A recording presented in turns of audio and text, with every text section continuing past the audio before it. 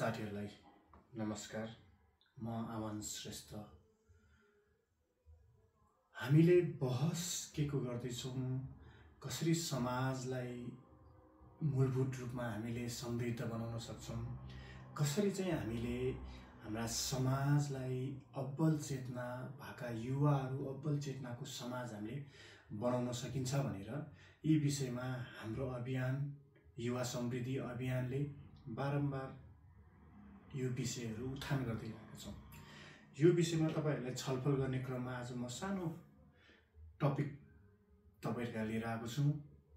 हामी युवा किन दलको नेताको या कुनै व्यक्ति केन्द्रित भइरहेछ, किन चाहिँ हामी युवालाई चाहिँ के कुराको सपोर्ट भइरहेछ नेपालमा भन्दाखेरि हाम्रो मनस्थितिलाई एकचोटि हेर्नुपर्छ। हामीले हाम्रा विचारलाई हेर्नुपर्छ। त्यो विचार कस्तो छ र हामीले के सोच्दैछौँ र हामी कस्तो बाटोमा जाँदैछौँ, ती बाटो सही छ कि छैन, ती बाटोले हाम्रा सपनाहरू पछ्याउँदै छ कि छैन भन्ने कुराहरू हामीले बुझ्नुपर्छ।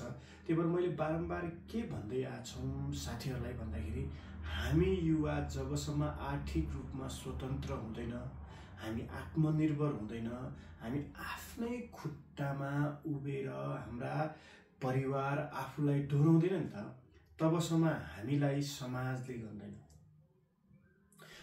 तबसम्म हामीले के खाली परिश्रम गर्नुपर्छ, मेहनत गर्नुपर्छ, त्योतिर हामीले ध्यान दिनुपर्छ। जबसम्म हामी यी कुराहरूमा ध्यान दिँदैनौँ, हामी अनेक चाहिँ राजनीति चङ्गुलमा समाजका अगुवा भन्नेका विचारमा चाहिँ लैलैमा लाग्यो भने हामी आफू त सकिन्छ र हामी आफूसँगै आफ्ना परिवारलाई पनि सकाउँदै अगाडि बढ्छौँ। त्यही भएर हामीले के सोच्नुपर्छ, अब जबसम्म युवा आफू आत्मनिर्भर हुनलाई जबसम्म आफू सबल नबनेसम्म कस्ता कुराहरू गर्नुपर्छ भन्ने कुराहरू तपाईहरुलाई मैले अब पाठ गरेर तपाईहरुलाई म यो कुराहरू चाहिँ अगाडि सार्छु।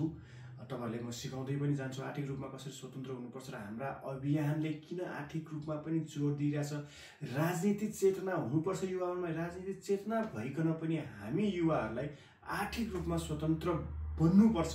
जबसम्म हामी आर्थिक रूपमा स्वतन्त्र हुँदैनौँ, हामी हेपिन्छौँ, हामी दबिन्छौँ, हाम्रा विचारहरू समाजमा लाग्न सक्दैन। हामीले यी कुराहरू बुझ्नुपर्छ जस्तो मलाई लाग्छ। त्यही भएर आजदेखि तपाईहरुलाई मैले यो चाहिँ पाठ गरेर चाहिँ भिडियोहरू बनाउँछु।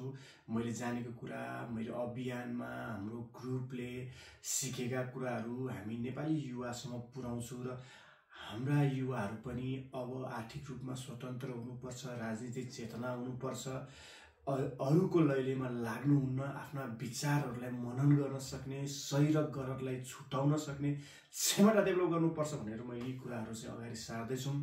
आजलाई तपाईहरुसँग यति कुरा भन्दै बिदा हुन चाहे। फेरि तपाईलाई मैले यी यस्तै भिडियोहरू नियमित रूपमा अगाडि बढाउँदै अबको समाजलाई आर्थिक रूपमा स्वतन्त्र बनाउने, हाम्रा देशलाई आर्थिक रूपमा स्वतन्त्र बनाउने, परनिर्भर नभइकन आत्मनिर्भर हुने बाटोतिर अगाडि हामी जानुपर्छ भनेर मैले यी कुराहरू जमर्को गरेको छु। तपाईहरुको साथ र सहयोग पाउँछ भन्ने मैले आशा गरेको छु।